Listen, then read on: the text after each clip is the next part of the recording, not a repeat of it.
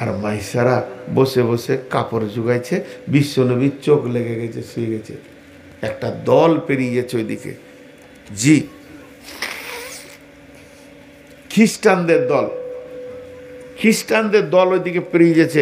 আর ওদের যেটা pope, pope মানে হচ্ছে পাদরি, আরবিতে বলে হিব্র, মানে আমাদের যেমন আলিম, ওদের ওই রকম বড় আলিম একটা খ্রিস্টানদের পেরিয়ে গেছে।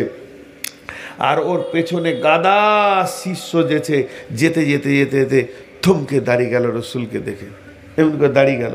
ওর যাওয়াটা যেন হঠাৎ ব্রেক হয়ে গেল। যেই ব্রেক হয়ে গেল, যে ওই পোপ জিজ্ঞেস করছে, এই তোর নাম কি রে, তোর নাম কি? ওই যুবকটাকে, আমার নাম মাইসারা। ও, এটাকে ওর নাম কি? বলে ওর নাম হচ্ছে মোহাম্মদ সাল্লাল্লাহু আলাইহি ওয়াসাল্লাম। ও, তোরা কোথা থেকে এসছিস? মক্কা থেকে। তো এই মাল কার?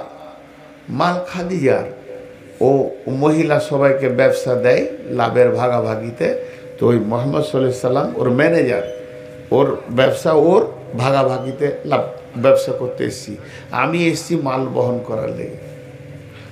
পোপ বলছে, ঘুমাতে দিস না, ওকে উঠিয়ে এনে আর শাম সিরিয়াতে থাকিস না, সোজা মক্কা ফিরে চলে যা। আমি যেটা বুঝছি, আমার জ্ঞান দিয়ে এটাই শেষ নবী হবে। ওর চেহারা বলছে এটা আখিরি পয়গাম্বর হবে। আর যদি জানতে পেরে যায় এখানকার দুশ্মনেরা ওকে মেরে দেবে রে, তুই সোজা নিয়ে চলে যা মক্কা। বিশ্বনবী উঠলেন, চলো দেশে ফিরবো।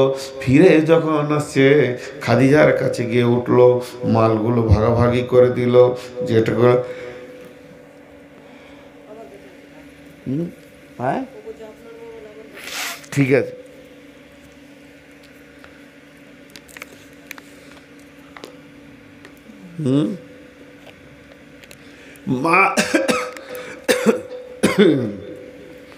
মাল বুঝিয়ে দি যেটুকু লাভ হলো, নবী এটা লাভ পেলেন ভাগে। ওই অংশটা হাতে করে নিয়ে গিয়ে চাচাকে বলছে, চাচা এটা আমি ইনকাম করেছি, চাচা এটা আমার ইনকাম, আমার মেহনতের ফল। চাচা আপনি আপনার হাতে দিচ্ছি, আমার আব্বা তো নাই, আপনি আমার আব্বা, আপনি আমার মা, অতএব আমার ইনকামটা আপনার হাতে দিলাম। বিশ্বনবীর ইনকামটা পেয়ে আবু তালেব খুশিতে যেন কেঁদে ফেলছে, খুশিতে চোখের পানি। আমার ভাতিজা ইনকাম করতে শিখেছে, আমার ভাতিজা ইনকাম করতে শিখেছে, ভাতিজা আমার টাকা বানাতে শিখেছে, ভাতিজা আমার ইনকামের যোগ্য হয়ে গেছে। এবার পাড়াওয়ালা গাঁওয়ালাকে বলছে একটা বউ খুঁজে দে, ভাতিজা আমার ইনকাম করে একটা বউ খুঁজে দে, বিয়ে দিয়ে দিব, সংসার বানিয়ে দিব, আমি এবার বেঁচে যাব, বউ খুঁজে দে। লোক বলছে ঠিক আছে খুঁজে দিব। এরই মধ্যে খাদিজা ওইদিকে মাইসারাকে নিয়ে বাড়িতে বসে বলছে, বল একটা মানুষের চরিত্র, একটা মানুষের চরিত্র সফরে বোঝা যায় লোকটা কেমন। মাইসারা বলছেন, মালিকিন এত সুন্দর চরিত্রের লোক জীবনে দেখিনি, কি ভদ্র, কি মিষ্টি কথা, কথার মধ্যে কি গাঁথুনি, কি ভদ্র।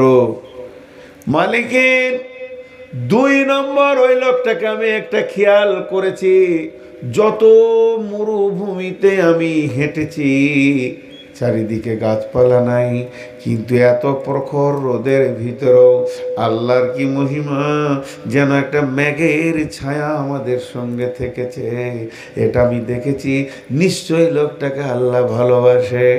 মালিকিন 3 নম্বর খবরটা লাও, ওকে নিয়ে আমি শাম দেশে এক জায়গায় আরাম করছিলাম, উনি শুয়েছিলেন, আমি কাপড়গুলো নিয়ে বসেছিলাম, আর একটা খ্রিস্টানদের পোপ বলল নিয়ে চলে যা মক্কাতে, এই ছেলেটা নবী হবে। তখন খাদিজার যেটা ডাউট ছিল ওটা পূর্ণ হয়ে গেল, যে এটাই নবী।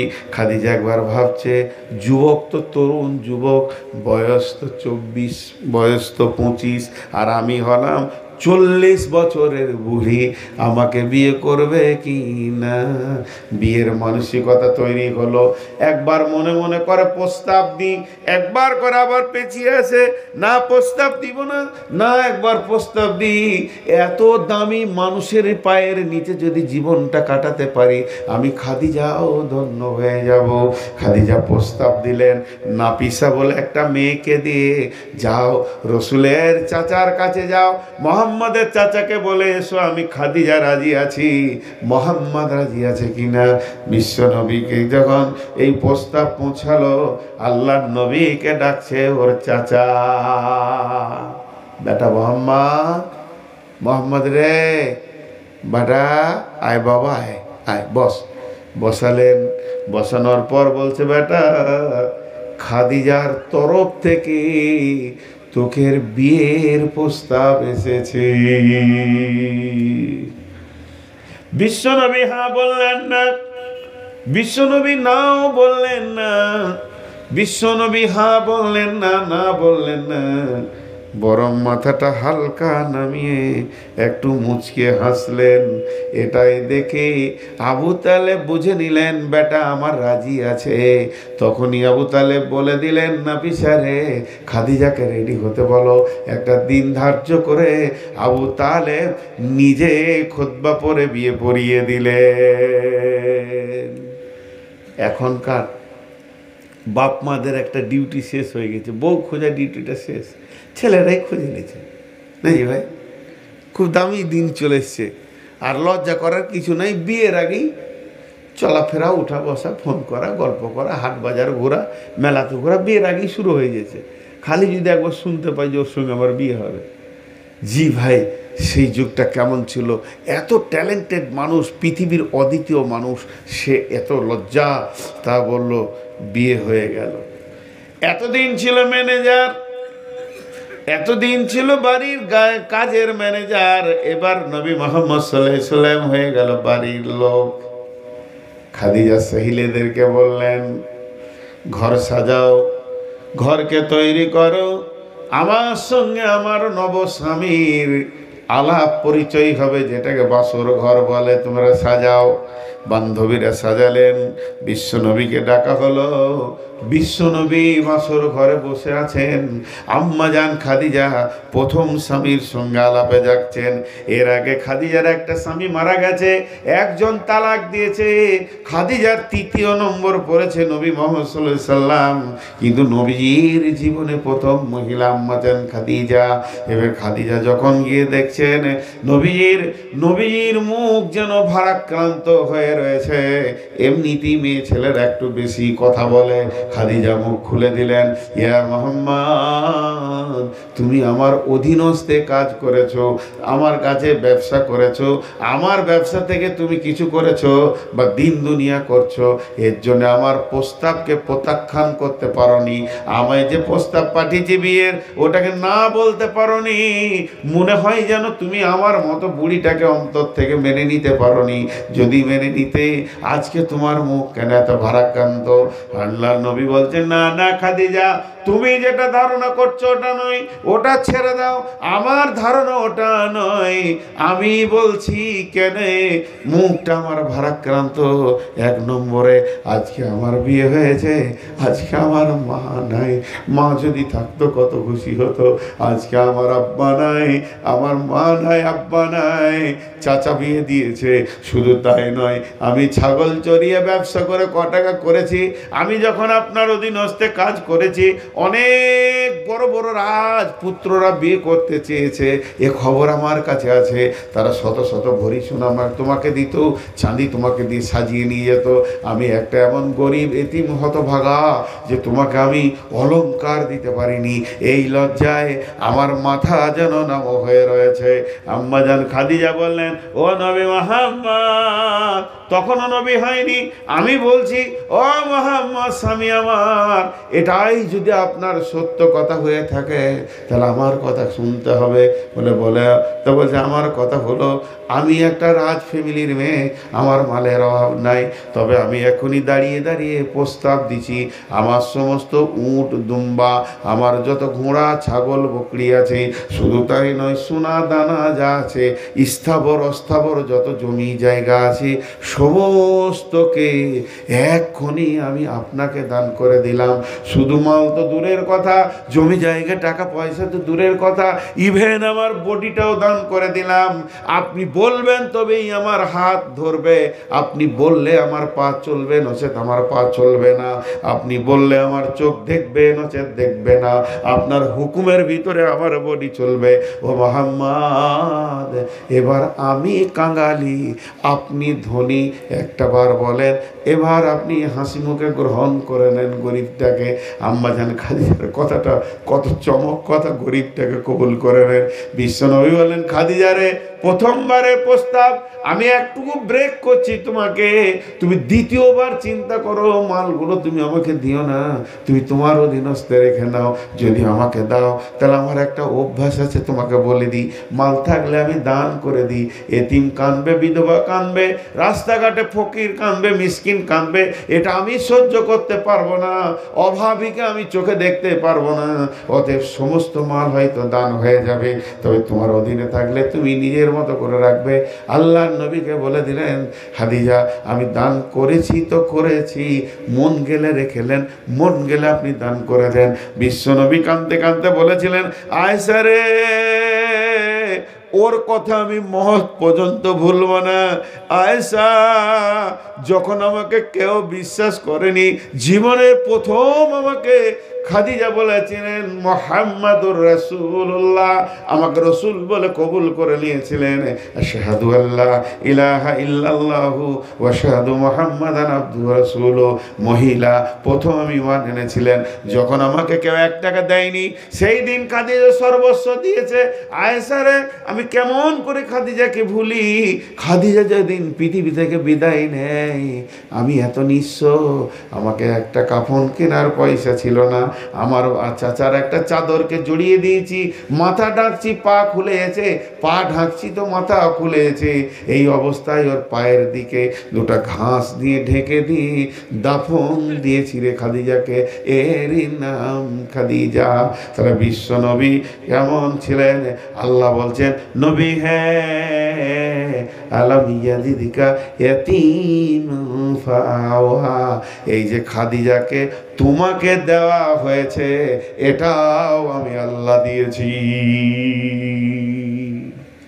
একটা জিনিস দুবো বলেছি তো তোমার এত কৌতূহল হয়ে গেছে, খাদিজাকে কে দিলে? এখন একটা ছোট্ট কথা বলবো, ভাই উঠিয়েন না, একবারে 12টা বাজিয়ে ছেড়ে দেবো। আমার 12টা বাজবে, সবারও 12টা বাজবে।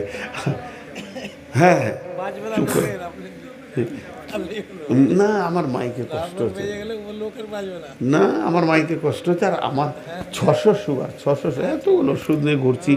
আর আজকে আমাকে এই রাতেই বাড়ি গিয়ে, ওই যে ফর্ম ফিল আপের লাফালাফি চলছে, অনেক দিন যায়নি, এখন বাড়ি যাব, আজকে আবার রসুনগঞ্জে আসবো জালসা করতে, বাড়ি গিয়ে কত চাপ আছে।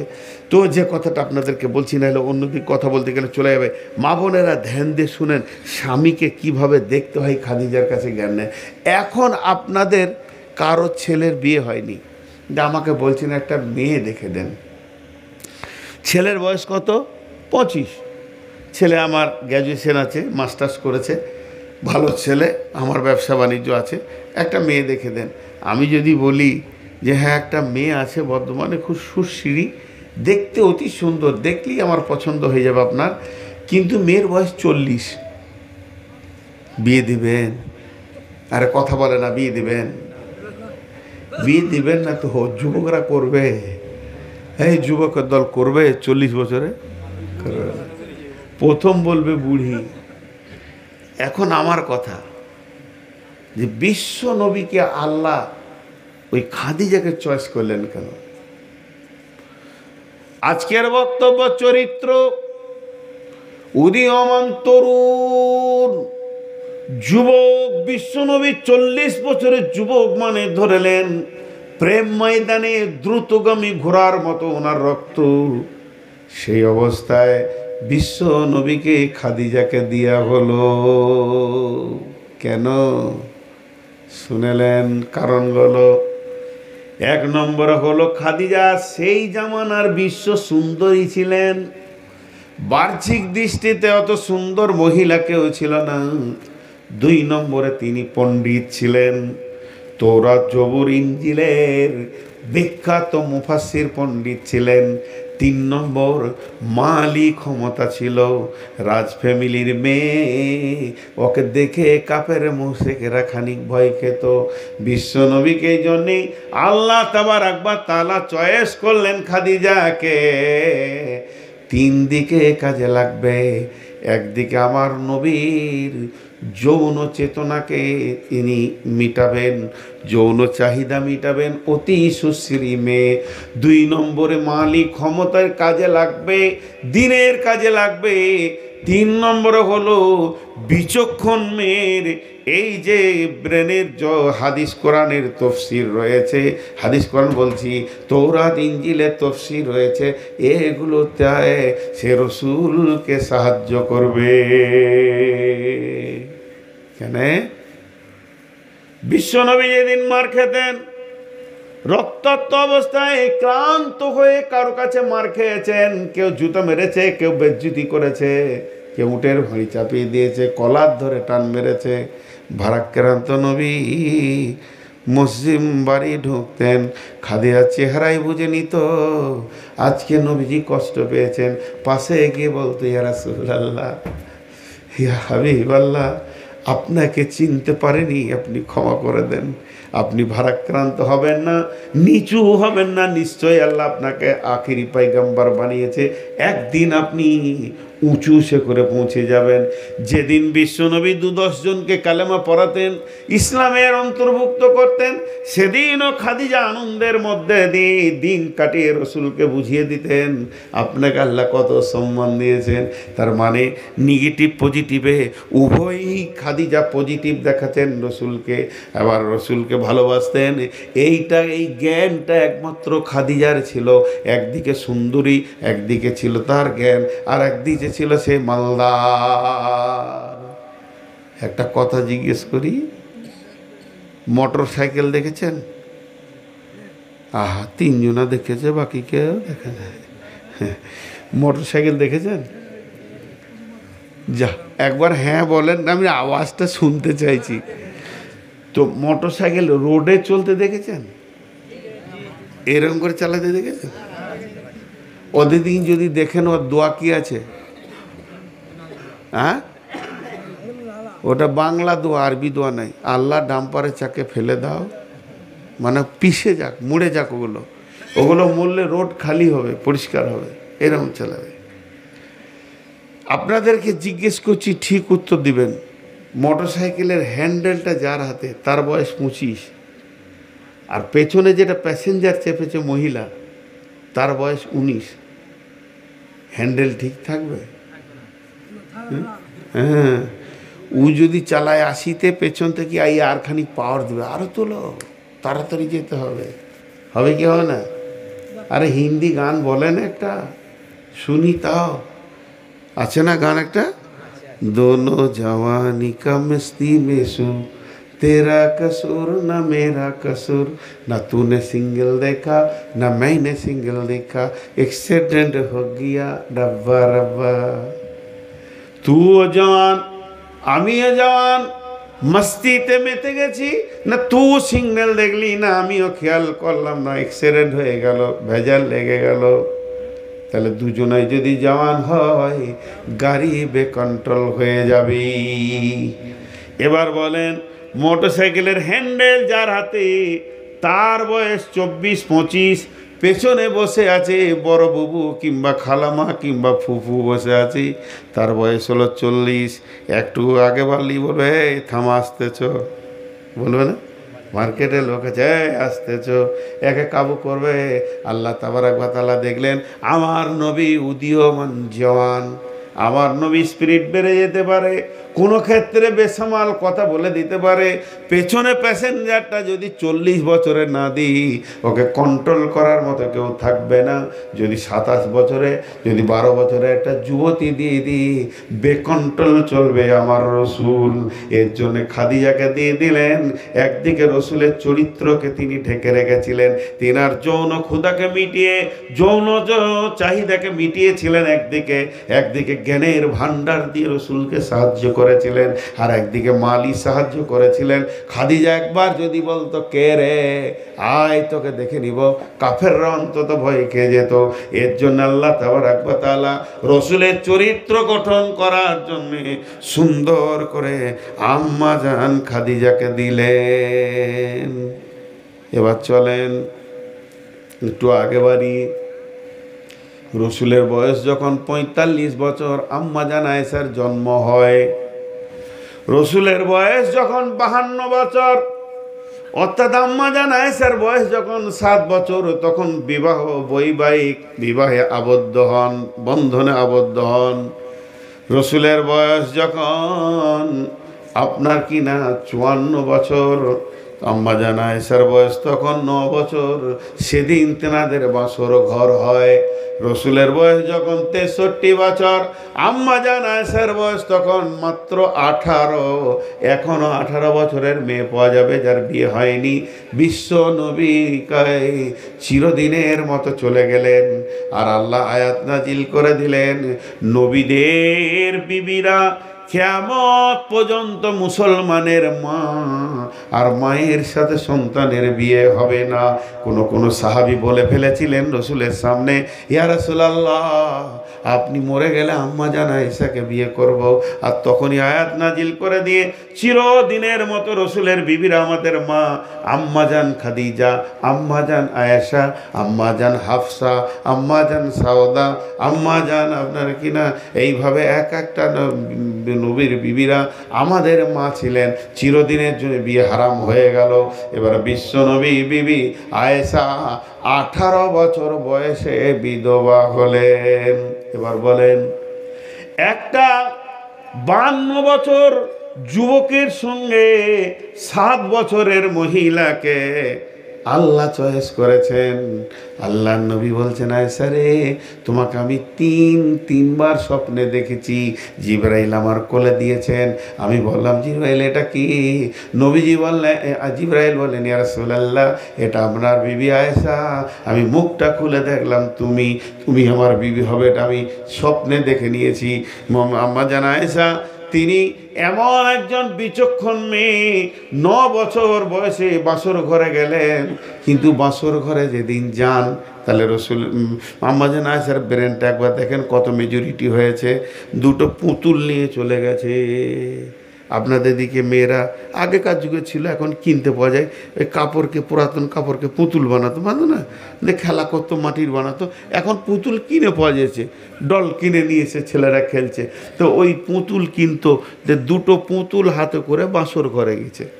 হ্যাঁ, আম্মা জান আয়েশা একদিন ধুলো বালি নিয়ে খেলছে, বিয়ে পড়ানো হয়ে গেছে তখন 7 বছরে, রাস্তায় ধুলো নিয়ে খেলছে, খুব গোটা গায়ে ধুলো আছে। আবু বকর রাদিয়াল্লাহু তাআলা আনহু দেখে ফেলেছেন যে আল্লাহ রসুল আসছেন আর আমার বিটি খেলছে। তো এই নোংরা দেখলে বিবিকে তো খারাপ লাগবে, যতই হোক বিবি। তো আম্মা জান আয়েশাকে বলছে, মা উঠো, ঘর যাও, হাত মুখগুলো ধুয়ে নাও, রসুল্লাহ সাল্লাম আসছে, তোমার বিয়ে দিয়েছি, ওটা আমার জামাই হলো, তোমার স্বামী হলো, যাও। ছোট তো, 7 বছরের মেয়ে কী বুঝবে।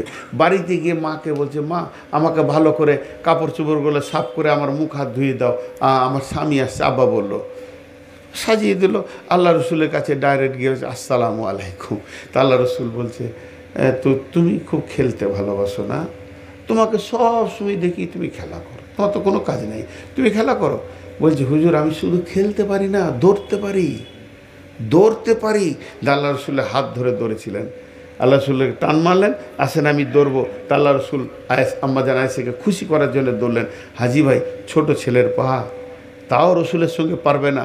যেহেতু বড় বড় বিজ্ঞানীরা বলছেন, যারা গবেষণা করেছেন ইসলামী চিন্তাবিদ, যে আল্লাহ রসুলের শরীরে 360টা সৈন্যের ক্ষমতা ছিল। কটা সৈন্য?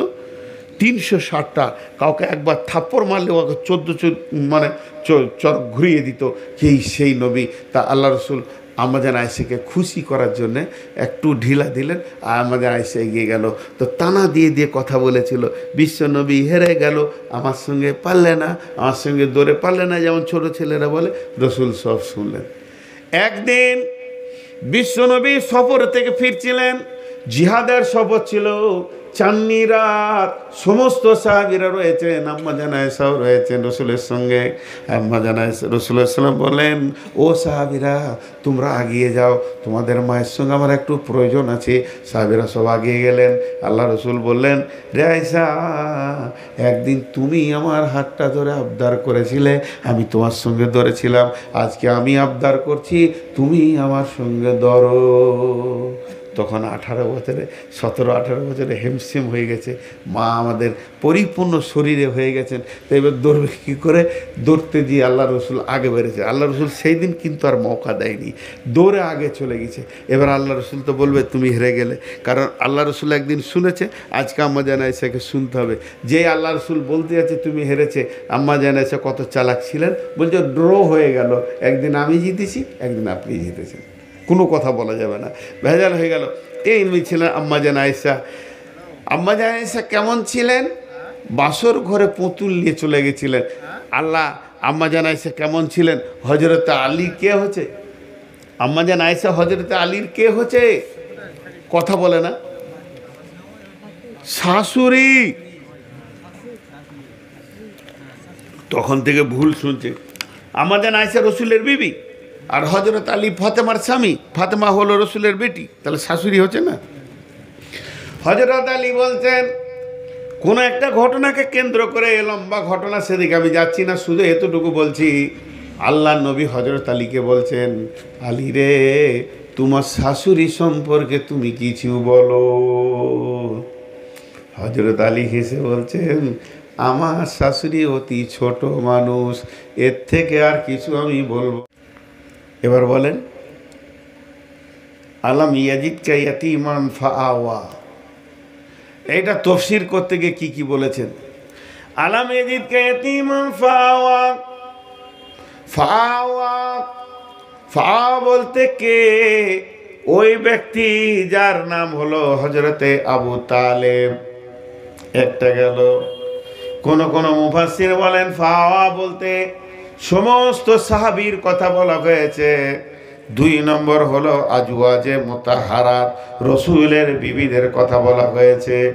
তার কারণ হলো, শুনে নেন, বিশ্বনবী যখন শিশু, ছোট শিশু, একবারে শিশু, বন্ধুরে আমার, নিজে মাথা নামো করে কাবার দিকে হেঁটে যাচ্ছে, আবু তালেব বসে আছেন কাবার পাশে। আবু তালেবের নিজের ছেলে হযরতে আলী বসে আছে আব্বার কাছে। যখনই দেখে নিলেন হযরতে আলী, আমার ভাতিজা, এতিম ভাতিজা, আমার এতিম ভাতিজা নবী মুহাম্মদ হেঁটে আসছেন, তখন আবু তালেব নিজের ছেলেকে এমনি করে মাটিতে নামিয়ে দিয়ে রসুলকে কোলে বসালেন। তার কত ভালোবাসলেন।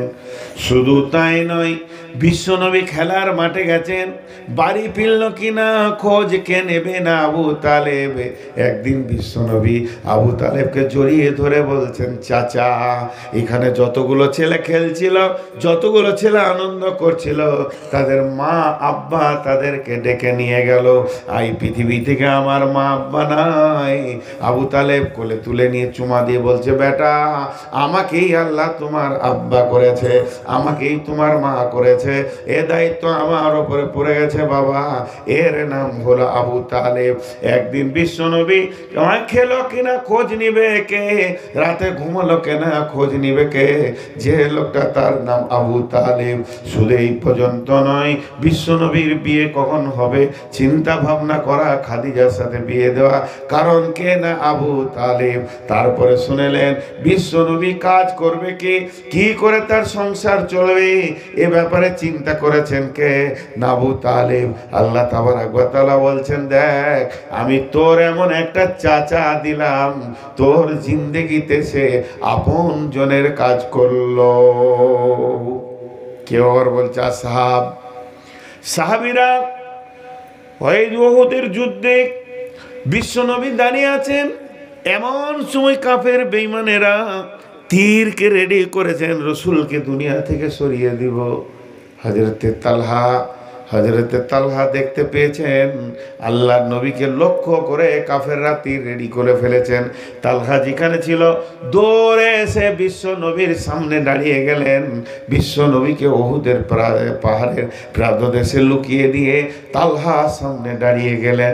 একটা নয়, দুটা নয়, 180টা। আবার এই যে সালাফি সাহেব গেলেন, উনি আমাকে একদিন বলেছিলেন, নূর মোহাম্মদ 180টা নয়, হযরতে তালহা 280টা তীর খেয়েছিলেন নিজের দেহে। বিশ্ব নবীকে পেছনে রেখে দিয়ে সমস্ত তীরগুলো দু বাহুতে বুকে নিয়েছে, নবীজির গায়ে একটা লাগতে দেয়নি। আল্লাহ এই জায়গাটা বলছে, ও নবী মুহাম্মদ, তোর জানকে বাঁচাতে গিয়ে আমার সাহাবী এতগুলো যে তীর খেলো, ওর মিজাজটা যেই রকম যে আমি মোহাম্মদকে বাঁচাবো তো নিজে তীর খাবো, এটা কে বানিয়েছে বল? এটা আমি আল্লাহ বানিয়েছি। এটা আমি যদি না বানাতাম, তুই ভাবিস না যে তোর কারণে, তোর ক্যাপাসিটিতে সাহাবীগুলো তোর কাছে ছিল, এগুলো আমার দান। শুধু তাই নয়, তো খন্দকের যুদ্ধে বিশ্বনবী তাবুতে এক পাশে আছেন, এমন সময় হযরতে সাদ রাদিয়াল্লাহু তাআলা আনহু এক গাদা তলোয়ার নিয়ে এলেন। তলোয়ারকে যেই ঝনক করে নামিয়েছেন, আল্লাহর নবী আঁধারে বলছেন, কে সাদ নাকি? সাদ বললেন, ইয়া রাসূলুল্লাহ, আমি সাদ এসেছি সারা রাত্রি আপনাকে পাহারা দিব। আমার সাদের মতো লাখো প্রাণ থেকে একটা নবী মুহাম্মদের প্রাণের মূল্য অনেক বেশি, আমি সারা রাত পাহারা দিব। শুধু তাই নয়, জিহাদের ময়দানে তুমি যখন উঠতে পারছিলে না, পাথরের উপরে মহড়া দিতে পারছিলে না, হযরতে তালহা তোমার পায়ের নিচে শুয়ে গিয়ে বলেছিলেন, ইয়া রাসূলুল্লাহ, আমার বুকে পা দিয়ে আপনি উঠে যান। এই যে মিজাজগুলো আমি বানিয়েছি, আবু বকরের মিজাজ, উমরের মিজাজ, এক কথা যত সাহাবী তোমাকে জানের থেকে ভালোবেসেছে, এই মিজাজটাকে তৈরি করেছে, তাদের মনটাকে তৈরি করেছে। নবী হে, এর পেছনে আমি আল্লাহর কি কোনো মেহনত নাই? ওয়াজাদাকা দাল্লান ফাহাদা ওয়াজাদা আইলান ফাগানা আলাম ইয়াজিদকা ইয়াতীমা ফাআওয়া। তোমাকে যে ঠিকানাগুলো আমি দিয়েছি, থাকার জায়গাগুলো দিয়েছি, যারা তোমার পেছনে এসে মেহনত করে তোমার জান বাজি রেখে দুনিয়া করেছে, সেই সাহাবীগুলোকে তুমি কি ভুলে গেছো নাকি? তাইলে এখন আমি বললাম, তোমাকে অতি সত্তর একটা জিনিস দিব, খুশি হয়ে যাবে, তে এত কেন তোমার কৌতূহল তৈরি হলো? একটা হলো আবু তালেব, একটা হলো সাহাবী। আবার কেউ বলছেন না, আল্লাহর দেওয়া উপহার হলো বিবিরা। যতগুলো নবীর বিবি ছিল, সব বিবিগুলো আল্লাহর তরফ থেকে দেওয়া, একটা গুণান্বিত। তাহলে একটা বিবি এমন ছিলেন যে জীবনে সতীনের মুখ দেখেনি, সেই বিবিটার নাম হলো আম্মা জান খাদিজা। রসুলের যৌবনকালের সাথী, রসুলের সব থেকে একনিষ্ঠ সাথী একটাই বিবি ছিলেন। আল্লাহর নবী মওত পর্যন্ত ভুলতে পারেননি। তিনি পৃথিবী থেকে চলে গেছেন। আম্মা জান আয়েশা একদিন বর্ণনা করছেন, বিশ্ববাসী রে, আমরা নবীজির মুখ থেকে খাদিজার নাম এত বেশি শুনতাম, ওকে সতীন হিসেবে কোনোদিন দেখিনি। কারণ খাদিজা যতদিন বেঁচে ছিলেন, বিশ্ব নবীর দ্বিতীয় কোনো বিয়ে করেননি। ওই খাদিজা আল্লাহ রসুলের কাছে এত প্রাণ প্রিয়া বিবি ছিল যে আমার এত বর্ণনা করতেন, খাদিজা আমার এমন, খাদিজা আমার এরকম, খাদিজা আমার এই করেছে, খাদিজা আমার ওই করেছে, খাদিজাকে আল্লাহ সালাম দিয়েছেন, খাদিজাকে জিবরাইল সালাম দিয়েছেন। আমি ঘাড়ে হেরাতে যখন 6 মাস কেঁদেছিলাম, প্রতিদিন খাদিজা আমার খাবার পৌঁছে দিত। রাস্তাটা কতটা মরুভূমি পাহাড়ের রাস্তা, চড়াই উতরাই 8 থেকে 10 কিলোমিটার রাস্তা, তারপরে আবার 2500 ফুট উঁচু। একটা মহিলা, আমাদের মতো পুরুষ উঠতে গিয়ে দম লেগে যাচ্ছে। আমি 2বার উঠেছি গাড়ে হেরাতে, দম লেগে গেছে, পেঁয়াজ লেগে গেছে। বন্ধুরা আমার, সেই জায়গায় খাদিজা নর্মালি খাবার পৌঁছাতেন। খাদিজা আমার এই করেছে ওই করেছে। আম্মা জান আয়েশা বলছেন, আমি নবীজির মুখে এত বেশি খাদিজার কথা শুনতাম, মনে মনে হতো যেন আমাদের ওই সতীনটা এখনো বেঁচে আছে। তাই আমাদের হিংসা লাগতো। একদিন আমি বলে দিলাম, ইয়া রাসূলুল্লাহ, আমার মতো একটা যুবতী ইয়ং মেয়ে পেয়েও কি আপনি ওই বুড়ি খাদিজাকে ভুলবেন না? রসুল কাঁদতে লাগলেন, রসুল কাঁদতে লাগলেন। কাঁদতে কাঁদতে আমাকে বলতে শুরু করলেন, রে আয়েশা, তাহলে খাদিজার ব্যাপারে তোমরা শোনো, তোমাকে এবার বর্ণনা করি। কি বর্ণনা করবেন? বললাম, আবু তালেব একদিন চিন্তা করছে ভাতিজার বিয়ে দিতে হবে, আর একটা কাজ খুঁজে দিতে হবে। ছেলেটাকে এতিম অবস্থায় নিয়ে তিলে তিলে এত বড় হলো, খালি একটা বউ আর একটা কাজ হলেই আমি বেঁচে যাব। আর কতদিন ওকে নিয়ে বুড়া হাড়ে মানুষ করব? কাজ খুঁজছে। একজন এসে বললেন, আবু তালিব, তোমার ভাতিজাকে কাজ দিবে, একটা কাজ পাওয়া যাবে। কোথা গো? বলে, ওই খাদিজা নামে একটা মেয়ে আছে, বিধবা, জমিদার ফ্যামিলির মেয়ে, রাজ ফ্যামিলি, বড় টাকাওয়ালা, ওর ব্যবসা আছে। ওই ব্যবসাও কন্ট্যাক্টে দিবে, কাপড়ের ব্যবসা, ওর কাছে বুঝে নিবে মাল, আবার দেশ বিদেশে বেচে আসবে, ও লাভটা নিবে, ওকে দিবে, নিবে, একটা হিসাব করে ও ব্যবসা দেয়। ঠিকই নাকি? বলে হ্যাঁ। সকালবেলায় উঠে বলছে, বেটা মোহাম্মদ, তোকে নিয়ে একটা কাজ খুঁজে আসি। চলে গেলেন। কোথা গেলেন? খাদিজার ঘরে। খাদিজাকে দিয়ে বলছে, আবু তালেব, বেটি খাদিজা রে, কি তো আমি তোমার কাছে এসেছি, একটা খবর পেলাম, আমাকে কেউ খবর দিলে তুমি নাকি কন্ট্রাক্টের লোককে ব্যবসা দাও। এই দেখো, এই ছেলেটাকে চিনো কি চিনো না? এটা আমার ভাতিজা, আবদুল্লাহর বেটা, আমার ভাইয়ের বেটা। ভাইটাও মরে গেছে, ভাবিটাও মরে গেছে, দুজনাই নাই। এতিম আমি মানুষ করছি, ওর ভাই বোন কেউ নাই, আমার কাছে মানুষ হচ্ছে, এখন অনেক বড় হয়ে গেছে। তোর একটা কাজ তুমি দিবে, তুমি দিবে। যদি দাও তো এই ছেলেটা দুটি রুজি রুটির ব্যবস্থা হয়ে যেত। তো খাদিজার এবার ফিলিংসটা দেখেন। খাদিজা কথা বলছেন আবু তালেবের সঙ্গে, কিন্তু দৃষ্টি আছে মোহাম্মদ সাল্লাল্লাহু আলাইহি সাল্লামের দিকে। আর রাসূলুল্লাহ সাল্লাল্লাহু আলাইহি সাল্লাম তখন ঘাড় নিচু করে বসে আছে। ছোট থেকে আদো বলা ছিল, চকবক চকবক চারিদিকে তাকাবে এরকম ছিল না, মহিলার দিকে তাকাবে এরকম ছিল না, মাথা নামো করে আছে। চাচা কথা বলছে, ও আমরা মাথা নামো করে বসে আছে।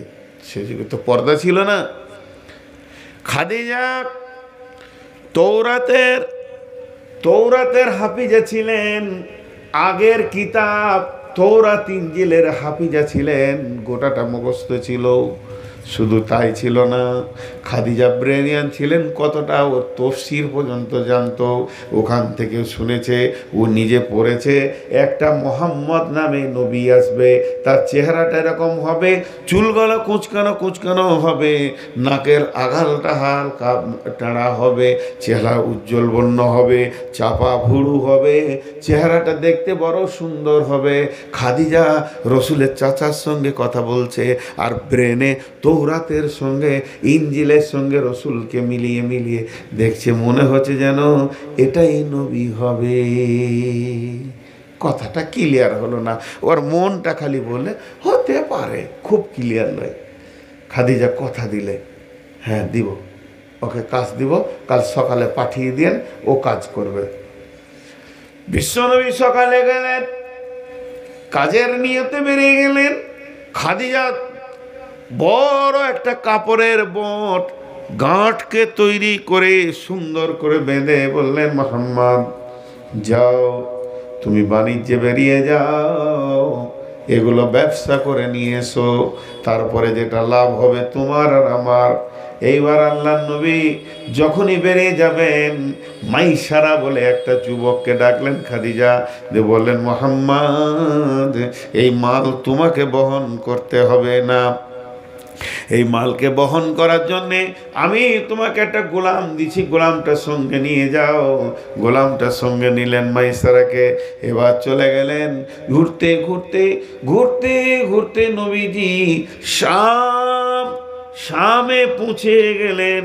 শামে পৌঁছানোর পর মাইসারাকে বলছে, মাইসারা, আমি ক্লান্ত হয়ে গেছি, এবার আর হাঁটতে পারছি না, কাপড়টা এখানে নামাও, তুমি কাপড়ের পাশে বসে থাকো, আর আমি একটু রেস্ট করে নি। নবীজি একটু বলছে, আমি একটু ঘুমিয়ে নিই 1-2 মিনিট, তুমি এখানে বসো, কাপড়টা দেখো। এদিকে খাদিজার ভিতরে জোয়ার ভাটা শুরু হয়েছে। পাঠানো ঠিক হলো না, ওর তো অনেক দুশ্মন হবে, ওকে তো মার্ডার করার লেগে লোক ধরে বেড়াবে, ওর তো অনেক দুশ্মন হবে, পাঠানো ঠিক হলো না, পাঠানো ঠিক হলো না। আর দিল বেচেন, কখন ঘুরে আসবে, কখন নিরাপত্তায়